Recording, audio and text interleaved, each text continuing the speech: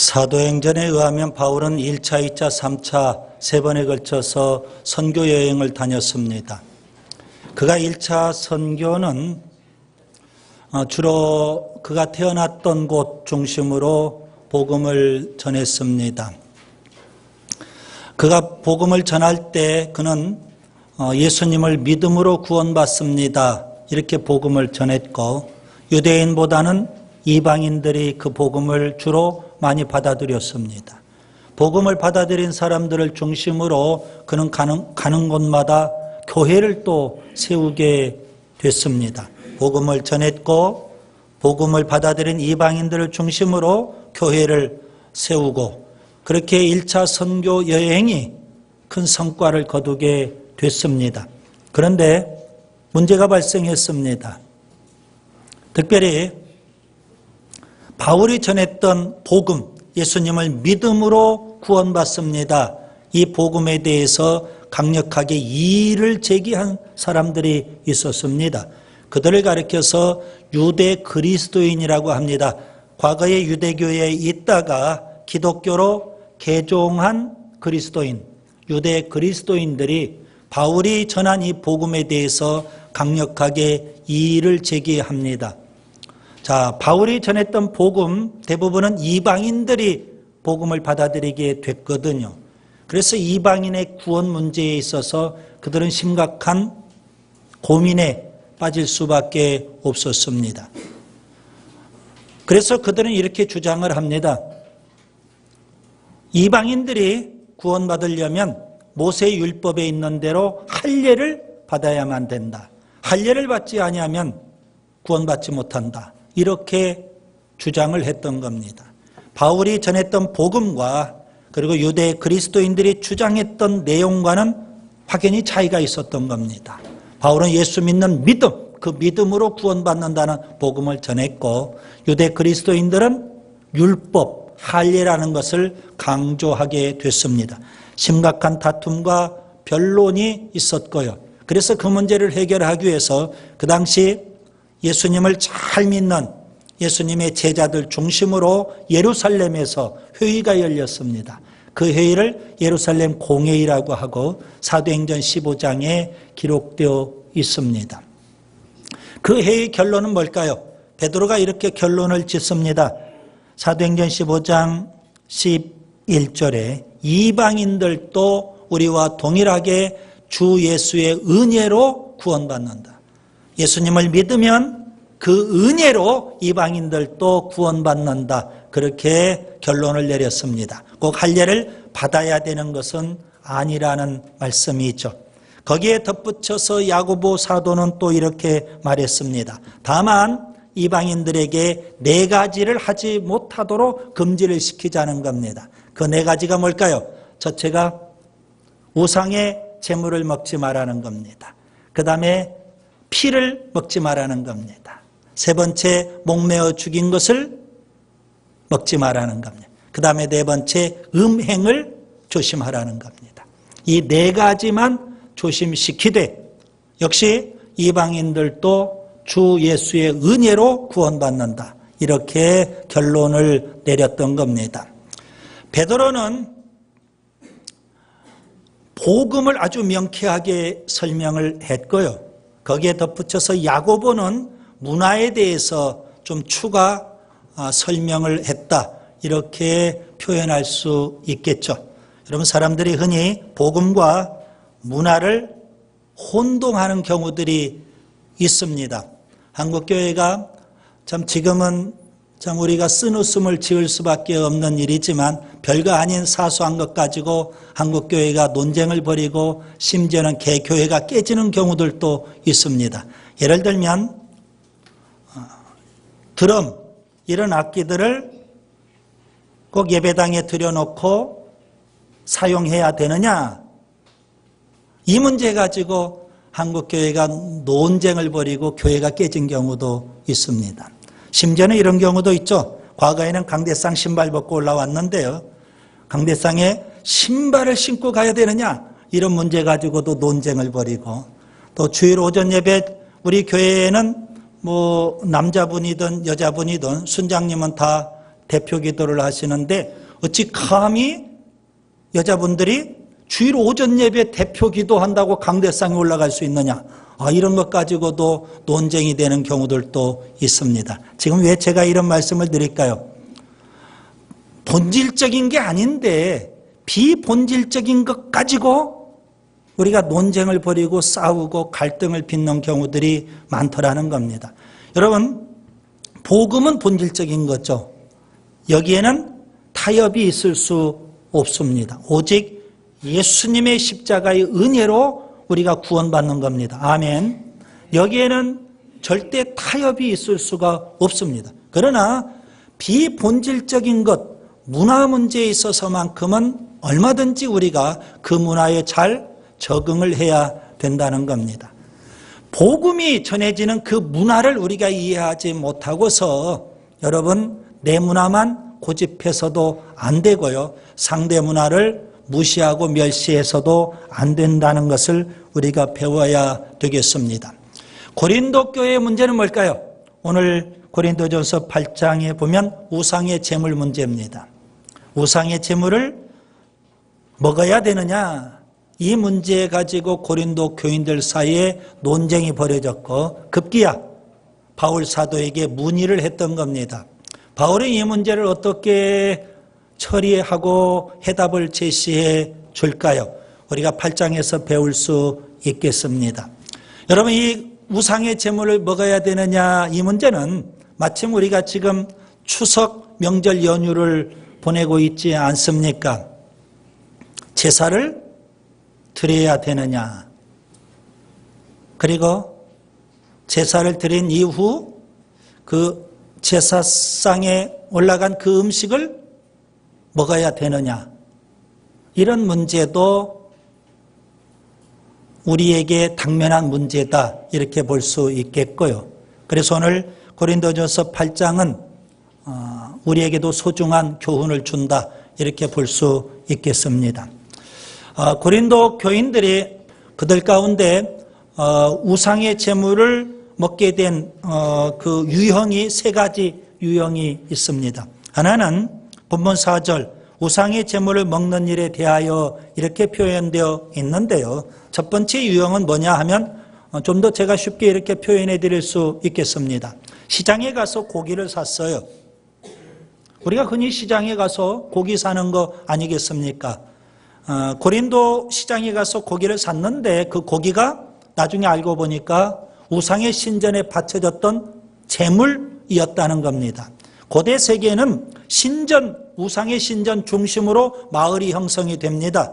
그래서 많은 사람들이 우상을 섬기게 됐죠. 그러면 그 우상에게 제물을 갖다 바치는데 그 제물이 우상의 신전 안에서 다 소비되는 건 아니지 않습니까? 그러면 그 제물이 어떻게 될까요? 시장으로 나오게 됩니다. 그래서 일반 사람들에게 판매가 되었거든요. 그런데 예수 믿는 우리 고린도 교인들은 시장에 가서 고기를 사 먹어요. 그런데 원치 않게 그 고기가 우상의 신전에 바쳐졌던 제물 고기였다는 사실입니다. 그래서 교회 안에 논란이 되었던 겁니다. 또 하나는 7절에 보면 우상의 제물로 알고 먹는 거로 그랬습니다. 이 경우는 바로 이런 경우입니다. 이웃집에서 초대를 했습니다. 근데 그 이웃집에서 손님을 초대하고 시장에서 고기를 사가지고 와서 상을 차렸어요.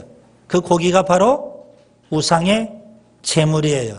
그러면 초대받은 내가 예수 믿는 사람인데 고린도 교인인데 거기에 가서 그 우상의 제물인 고기를 먹어야 되느냐 이런 문제가 또 발생이 됐어요.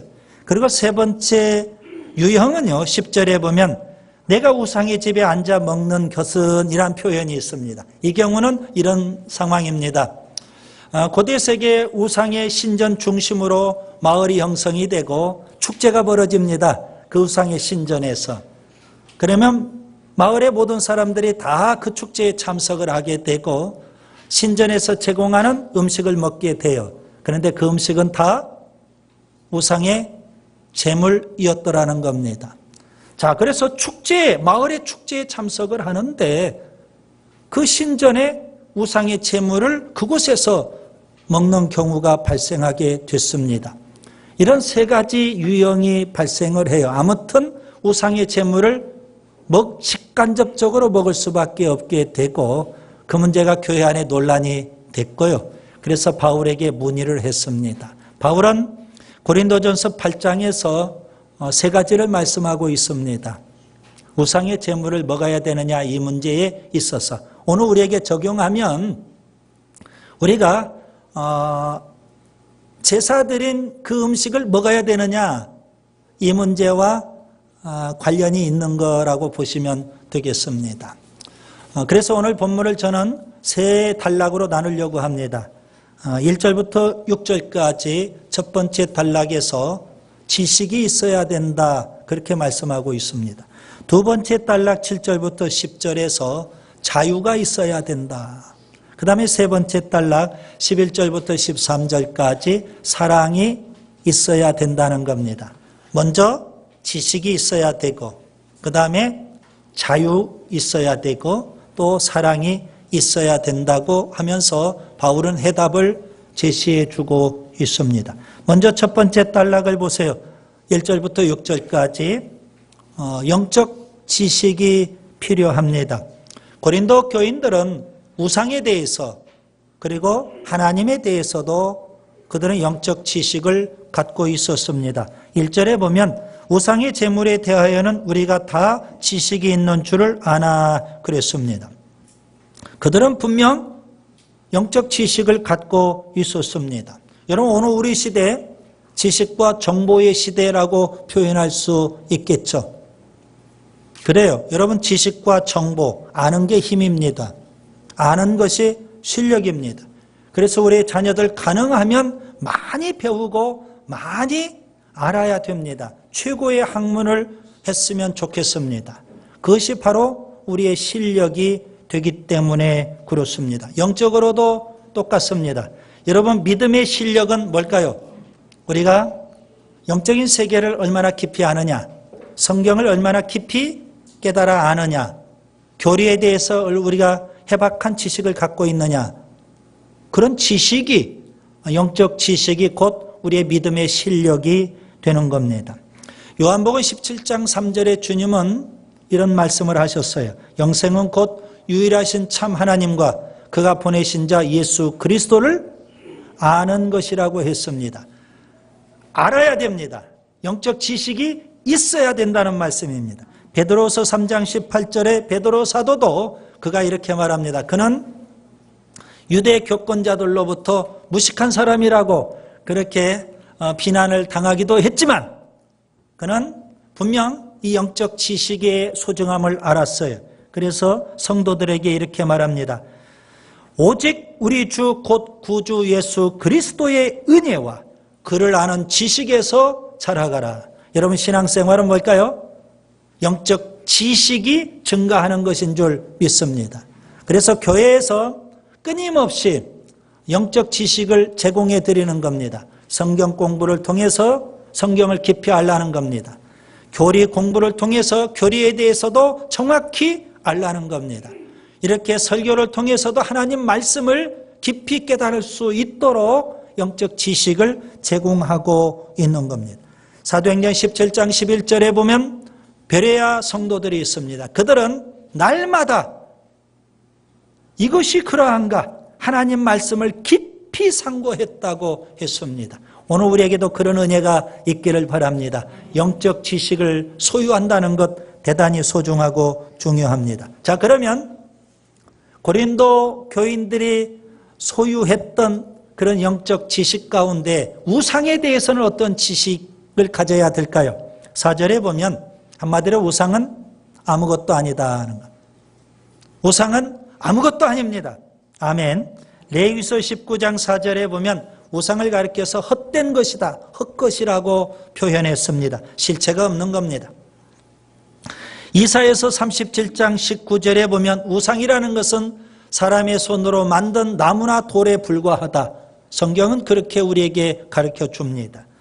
시편 115편 5절부터 7절에 보면 우상은요 말도 못하고 보지도 못하고 듣지도 못하고 냄새 맡지도 못하고 걷지도 못하고 작은 소리마저도 듣지 못한다는 겁니다.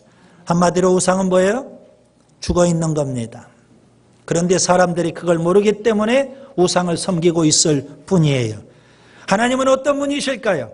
하나님에 대해서도 우리가 알아야 됩니다. 본문 4절에 보시면 하나님은 한 분 하나님, 유일하신 하나님인 줄 믿습니다. 우상은 없어요. 하나님만 계시는 줄 믿습니다. 그 하나님은 5절과 6절에 보시면 창조주 하나님이시고요. 그 하나님은 우리의 아버지가 되시는 하나님인 줄 믿습니다. 데살로니가전서 1장 9절에 보면 우상과는 달리 하나님은 살아계시고 참되시다고 그렇게 바울은 우리에게 가르쳐 줍니다. 정리해 볼 수 있겠죠? 우상은 거짓이고 하나님은 참되십니다. 우상은 죽었고 하나님은 살아계십니다. 아멘. 우상은 사람이 만든 것에 불과하고요. 하나님은요, 창조주 하나님이 되십니다. 영적 지식을 소유한다는 것 굉장히 중요합니다. 우상의 제물을 먹어야 되느냐 먹지 않아야 되느냐 이 문제에 있어서 여러분 우상이 어떤 존재인지 거기에 대한 영적 지식이 필요하다는 사실입니다. 기억하세요. 우상은 아무것도 아닙니다. 아무것도 아닙니다. 그 다음에 두 번째 7절부터 10절에 보시면 자유가 있어야 합니다. 여러분 영적 지식은 우리에게 필연적으로 영적 자유를 가져다 줍니다. 아는 것만큼 우리가 자유를 누릴 수 있습니다. 물론 여러분 세상의 지식은 아는 것만큼 근심 걱정이 될 수도 있어요. 괜히 병원에 가봤어요. 그랬더니 심각한 병이래요. 몰랐을 때는 참 행복하게 건강하게 살 만큼 살 텐데 아는 순간부터 이게 뭐예요? 그게 진짜 병이에요. 병이 있는 것도 중요하지만 그걸 아는 순간부터 더 심각한 병이 되는 경우들도 있습니다. 괜히 근심 걱정 염려하고 잠도 못 자고 밥맛도 떨어지고 뭐 이렇게 병이 더 중해져 버리는 경우들도 있더라는 겁니다. 세상 지식은 우리에게 자유를 주는 건 아닙니다.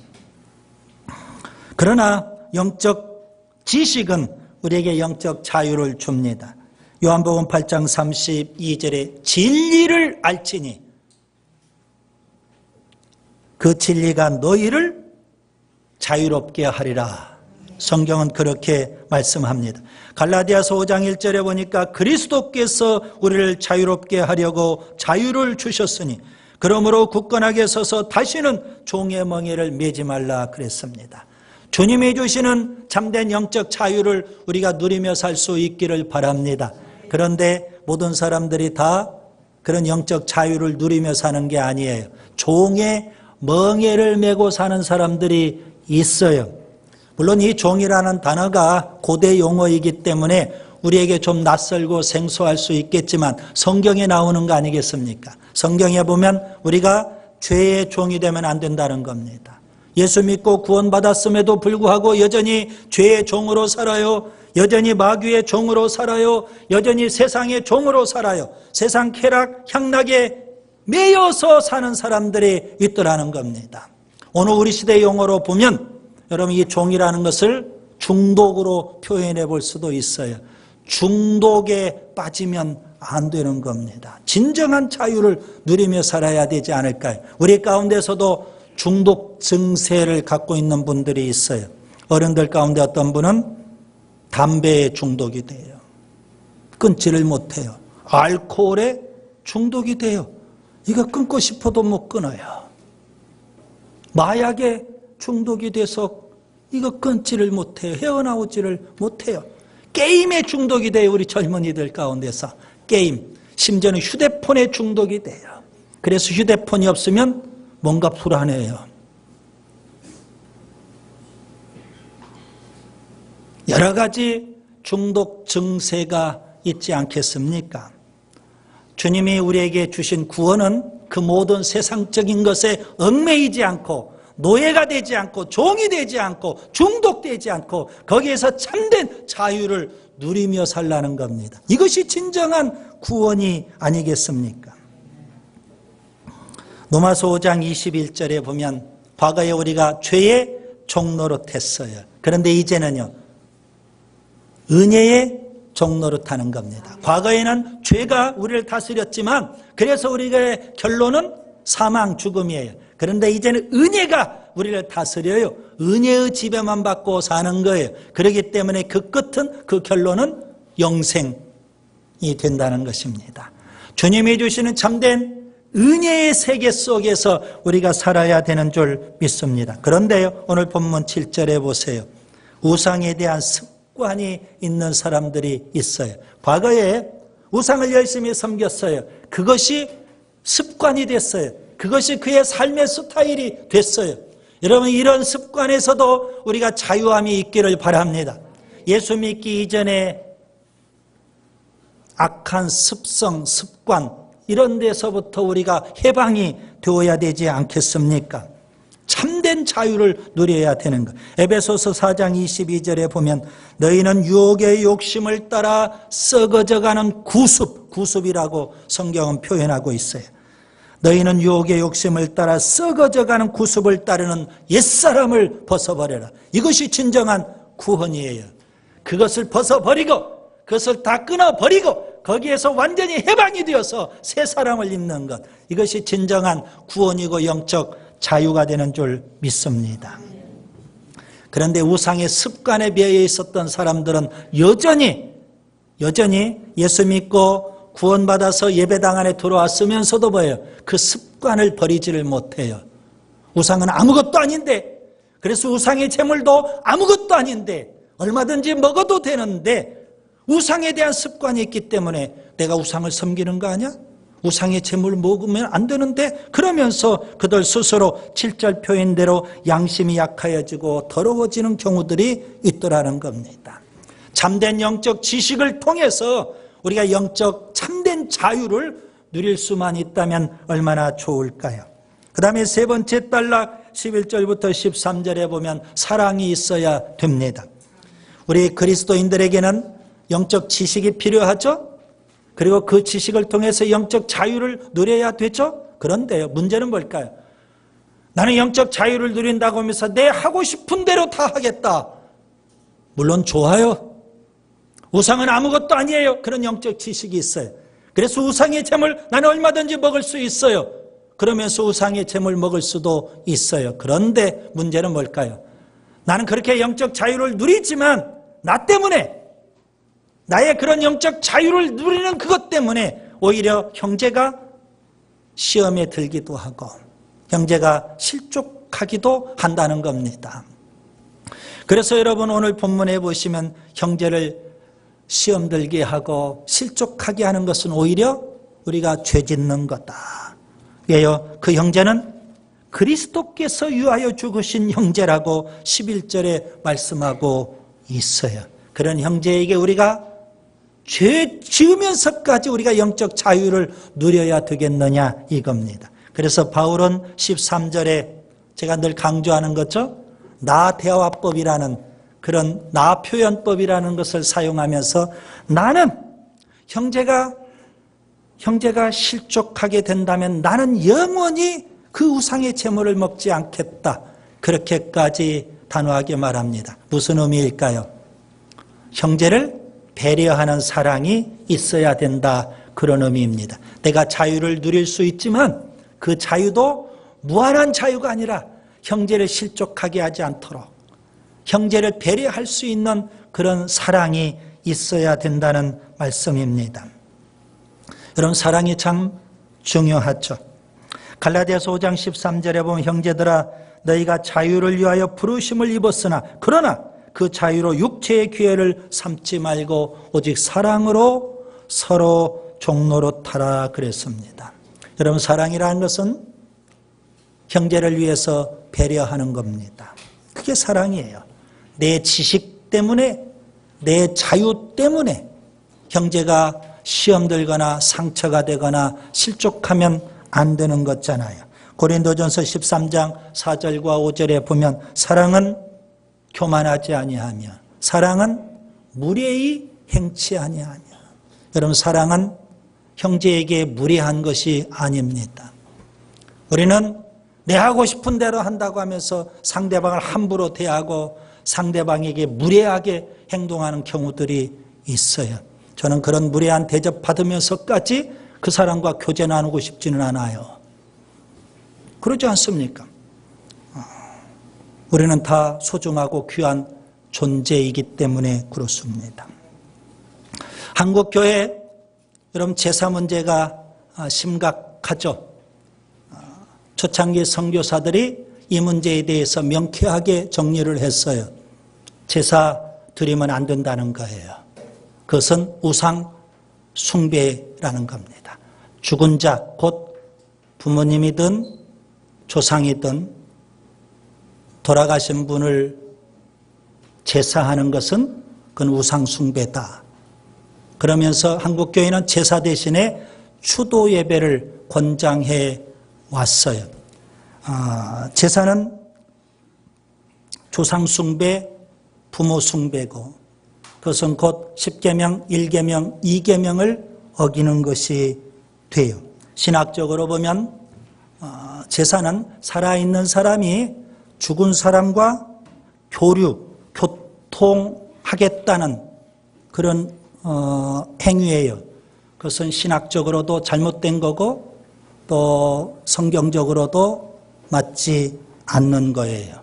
그렇기 때문에 우리는 제사는 거부해요. 여러분 절대 제사상 앞에서 절하면 안 되는 겁니다. 대신 추도 예배를 드리면 좋겠어요.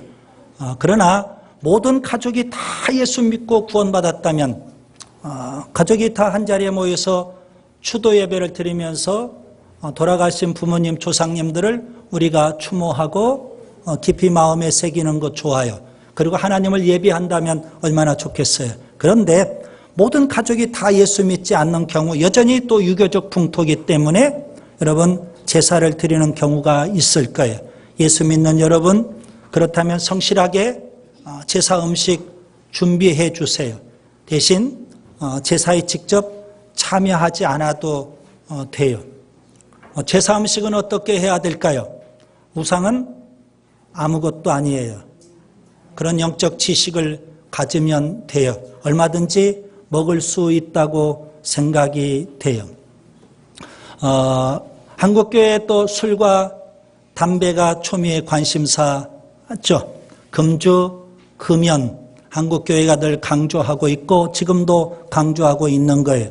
많은 사람들이 이상한 이야기 하지만 금주, 성경에는 분명 술 취하지 말라 분명하게 말씀하고 있어요. 그래서 성경이 말씀하고 있기 때문에 거기에 대해서는 왈가왈부 논란을 벌이면 안 돼요. 그러면 금연은 어떻게 되느냐? 성경을 아무리 뒤져봐도 담배 피지 마라 그런 이야기는 없어요. 그러면 어떻게 해야 될까요? 저는 이렇게 해요. 저는 금주, 금연 예수 믿은 이후로 지금까지 그렇게 살고 있어요. 제가 왜 담배를 피지 않을까요? 저는 한국교회의 아름다운 전통을 깨고 싶지 않아서 금연해요. 그리고 목사인 제가 담배를 피우면 우리 교회 초신자들이 이해를 못하고 오히려 시험 들 것 같아요. 그래서 저는 금연을 해야 돼요. 제가 왜 금연을 해야 될까요? 이미 세상 사람들 다 한국교회는 금주 금연이라는 거 알아요. 그런데 목사가 담배를 피운다면 그들에게 복음이 들어가지 않을 것 같아요. 전도의 문이 막히고 싶지 않아서라도 저는 금연을 해야 돼요. 제가 왜 이런 말씀들을 드릴까요? 여러분 이것은 복음이라는 본질적인 문제는 아니에요. 문화라는 문제예요. 한국교회의 독특한 문화예요. 여러분 추도 예배 한국교회에만 있는 독특한 토착 문화가 됐어요. 금연도 한국교회의 아름다운 전통이에요. 성경에서는 금연하라 말은 없어요. 그럼에도 불구하고 우리가 영적 지식을 좀 가졌으면 좋겠어요. 얼마든지 피울 수 있어요. 영적 자유도 있어요. 그렇지만 저는 얼마든지 피울 수 있어요. 그리고 건강해요. 뭐 한두 대 피운다고 해서 그것 때문에 건강에 물론 이상이 있을 수도 있겠지만 괜찮아요. 그런데 문제는 뭘까요? 그런 이유가 아니라, 건강의 이유가 아니라 사랑이에요. 내가 피움으로 인해서 초신자들이 시험 들면 안 되잖아요. 내가 피움으로 인해서 안 믿는 이웃들이 마음의 문을 닫아버리면 안 되잖아요. 내가 피움으로 인해서 아름다운 전통이 깨지면 안 되잖아요. 내가 피움으로 인해서 하나님의 영광이 가려지면 안 되잖아요.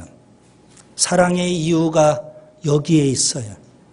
그렇기 때문에 여러분, 이런 문화의 문제는 여러분이 지혜롭게 풀어가면 돼요. 피운다고 해서 정죄할 수도 없어요. 정죄해서도 안 되는 거예요. 왜요? 이건 복음이라는 본질적인 문제가 아니라 문화라는 비본질적인 문제이기 때문에 그래요. 이제 바울의 결론을 말씀을 드리려고 합니다. 우상의 제물 문제에 있어서 바울은 뭐라고 답했을까요? 우상의 제물은 아무것도 아니다. 영적 지식을 가져라는 겁니다. 두 번째, 우상의 제물 얼마든지 먹을 수 있다. 영적 자유 가져야 됩니다. 그런데 만약에 믿음이 약한 형제가 실족하게 된다면 나는 영원히 우상의 제물 먹지 않겠다. 사랑이 거기에 있어요.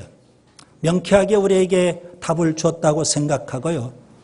이런 고린도전서 8장을 통해서 우리가 영적 지혜를 얻고 우리의 삶에 구체적으로 적용하며 살 수 있기를 바랍니다. 그리고 행복한 추석 명절을 보내시기 바랍니다.